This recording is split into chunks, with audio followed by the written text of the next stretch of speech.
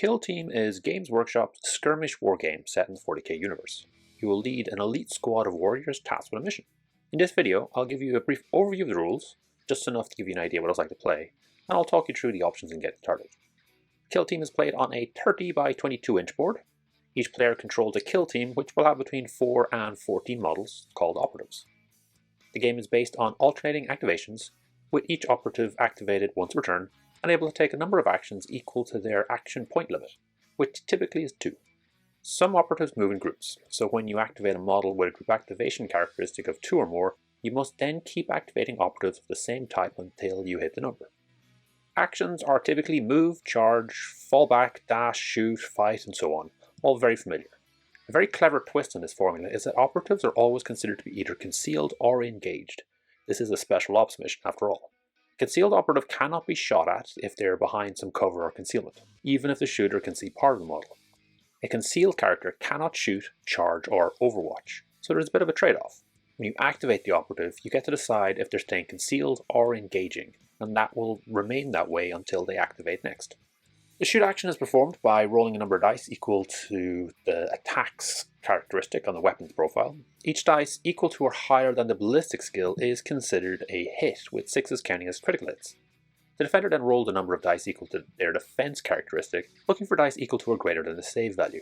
Each successful defense dice will remove an attack, but to remove a critical attack, the defender needs a 6 themselves, or 2 successful defense dice. Damage is then calculated with each hit doing damage in the first part of the damage characteristic, and each critical doing damage equal to the second part. The melee fight action follows a similar process, but the defender rolls their own melee weapon attack dice instead of defense. Then, starting with the attacker, each player can choose to use their dice one at a time to either strike, doing damage, or parry, discarding their opponent's hits, with criticals only discarding other criticals. Each fighter accumulates damage, and once they've taken half their total wounds and damage, they're considered injured, and their move, ballistic skill, and weapon skill are all reduced by 1. Once the total damage equals or exceeds their wounds, then they're incapacitated and removed from the battlefield. And that's essentially the game. There are a lot of special rules, and players have command points they can spend on special abilities. It's all icing on the core. Games are usually played in match play, with each kill team trying to achieve victory points from the main mission objective and 3 secondary objectives called attack ops. This game has special ops against special ops, and the teams you have available to represent this are very limited. If you want to send Space Marines in to deal with a problem, then you send a team of intercessors, or Phobos strike team, but you can never mix them. Within each kill team there are a number of options, like leader, medic, heavy weapon, and so on. Rather than worrying about points, you're told a number of operatives that you can pick from in the list, and many of the choices are limited to only 1. As an example, we have the intercessor list here. You get to pick 1 leader, who will either be an assault intercessor sergeant or an intercessor sergeant. You then get to pick 5 more operatives, but only the intercessor warrior and the assault intercessor warrior can be picked more than once. So you can have 1 assault intercessor grenadier and only 1 intercessor gunner. Since it's normally the good stuff that gets restricted, this means your list typically is going to be a sergeant, a grenadier, a gunner, and the remaining 3 will come from the 2 warrior options. At the start of each game, you select your operatives for that game, so it's worthwhile having a bench so you can tailor for the mission and your opponent. You also get to choose up to 10 points worth of special equipment, giving you more flexibility. So, the good news is, getting started with Killteam is super easy. The basic rules are available on the Warhammer community website, as is the Intercessor kill team. So you can put together 2 kill teams from your collection of Space Marines and try it out with whatever scenery you have handy. The rules do leave out a bunch of things, notably a mission. That's easily remedied by putting down a few objective tokens in a relatively even way on the board. You control an objective if you have more total APL within 2 inches of it. Score 1 victory point for each objective you control at the end of each turn, and play it out for 4 turns. Warhammer community also has details of a few missions that you can play. I would suggest putting your list together in Battlescribe and then load that roster into datacard.app. This generates some fantastic looking data cards that you can name and include the image of your model. You can also use this to make some equipment cards, so you can quickly switch options for each battle. If that's enough to interest you, the core rulebook is an excellent starting point. Currently you can buy it separately or as part of the Octarius or Into the Dark box sets. It spells out the rules in much more detail, adds a few more rules, and has options for open, matched and narrative play, along with a bunch of missions and secondary objectives. If you're not going for a box set to start, there are 2 packs that might be of interest. The first is the Killteams Essentials box, which has all the tokens you need, a set of barricades which can be placed strategically after terrain setup, and a set of measuring tools. You can also get a Tac Ops box set, with card versions of the secondary objectives from the rulebook. Each box has enough for 2 players. I would recommend the Essentials box. While you can make your own barricades, use a measuring tool, and make tokens, it's easy to pick them all up and they're all good quality. I don't think I'd recommend the Tac Ops though. Normally you'd select 6 Tac Ops you'd like to make a little deck, then at the start you draw 2, discard 1, keep 1. Draw 2, discard 1, keep 1, and do that one last time. So you'll end up with 3 secondary objectives.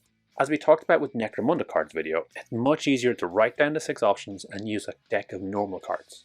If you want to keep it flavorful, pick up the Killteam playing cards. If you do decide to go with that pack, be aware that the Robin Ransack card has been misprinted, and you should ignore the bullet points at the end and instead look at the rule. There currently are 2 starter sets, Octarius and Into the Dark. Both boxes have the rulebook, the Essentials kit, and the Tac Ops cards all included. Now be careful, as there are a number of additional boxes that look like starter kits but are just 2 Killteams bundled with some scenery. These are also a legitimate purchase option, especially if you prefer those Killteams, but you will need to get the rulebook and Essentials kit separate. If you're getting a box with 2 Killteams in it, so the starters or any of the boxes with terrain, you will get a book that contains the rules for those Killteams. These Killteams do get released in their own boxes, but those boxes do not contain the rules for them. So if you want to get one of those, you will need to pick up an additional book to go along with it. So let's talk about the options and where the rules are. The first book to look at is the Compendium. This has 19 different Killteams in it and looks like a fantastic starting point, but I would heavily advise against it. And I say that as someone flicking through their own copy right now. Compendium came out at the start of the new edition, and people quickly drew comparisons between the teams in this book and the Veteran Guardsmen and the Orc Commandos in the box set. Box teams were just better. They had more options, they were better fleshed out, and since then GW have been releasing more Killteams, and as they do, the ones in the book have been phased out. Now, the 2022 annual only has 6 Killteams, but they're all fully developed and much more fun to play. The Elucidant Starstriders and the Gellerpox infected originally appeared in an old Killteam box, with a rogue trader ship being attacked by Chaos Infected crew. The models were released in new boxes and the rules were updated for the new edition. The remaining 4 all originally appeared in White Dwarf, and are Admech, Genestealer Cult, Thousand Suns, and Harlequins respectively. After that, we're looking at the double box releases. Each of these books were originally part of a big box, but now you can pick up the book and the Killteam separately. Octarius had Imperial Guard versus Orcs, Moroch had Space Marines versus Chaos Cultists, Chalnath had Sisters of Battle versus Tau Pathfinders. We're currently into the Dark season. This features combat in the confined spaces of a Space Hulk. So far we've seen the Imperial Navy versus Recruit in the core box, and the Imperial Guard Castrican versus Necrons in the Shadowvaults kit. The third one in the line, called Gallodark, is due, but we don't yet know what that'll consist of. Right now these are only available in the big boxes, but we can expect the books and individual Killteams to be available separately in time. One difference from the previous editions that I should note is you were previously able to pull out your collection of 40k models and put together a Killteam. That's not really the case anymore. To look at the Veteran Guard as an example, this is a box of Krieg, but you aren't going to be able to get away with an old 10-man squad. The set is full of character and detail, and the Killteam list uses that.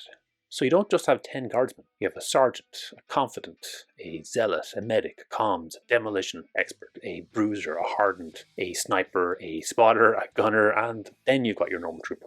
When you take this team to the bigger 40k, they all just become a squad of generic troopers.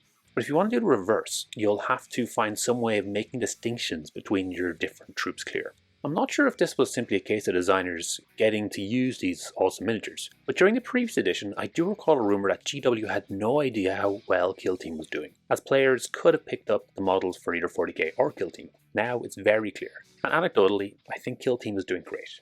There is a limited number where that isn't the case. The Hunterclade, the Wormblade, the Warp Chosen, the Void Dancers, and the Intercession Squad all don't have boxes, so you just pick up the 40k models and build from that. In addition, the Phobos, Tau Pathfinder, and Necron Herotech Killteams all are built from 40k models but with a bonus sprue.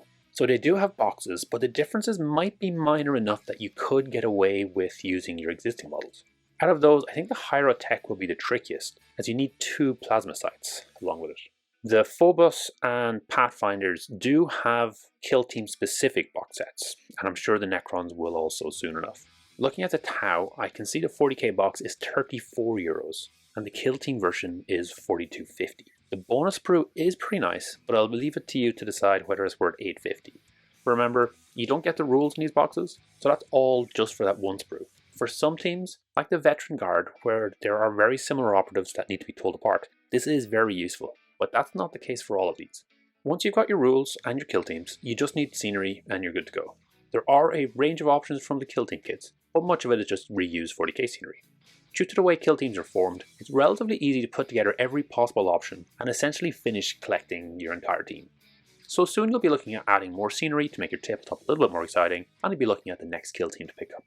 The core book does have a campaign option, and the Into the Dark book has an interesting version where you're exploring deeper into a Space Hulk. I have to admit, I've been quite happy just playing it in match play, as the way you can change operatives and equipment each game gives plenty of variety and means each different opponent and mission is a new puzzle to unwrap. I would definitely recommend going for a variety of different terrain types, as a kill team will perform a lot differently across an open cityscape than it will in tight confines. The 2 team boxes do have everything you need to make a really enjoyable experience, and it's definitely worth staying focused on getting both teams painted up and the scenery looking great. Paint up those templates with the corresponding colour and numbers for the symbols. Definitely use Battlescribe and Datacard.app or some alternative. That will get you some great looking reference cards for your operatives and your equipment. Little touches like this make the game a lot easier to play and ultimately a lot more fun. Thanks for making it all the way to the end. Hopefully you enjoyed this video. Each week I put up a new video talking about one of Games Workshop's specialist games. The goal is always to try and make the best possible 2-player experience. If this is something you'd find interesting, please subscribe to the channel and comment to let me know what you'd like to see in future.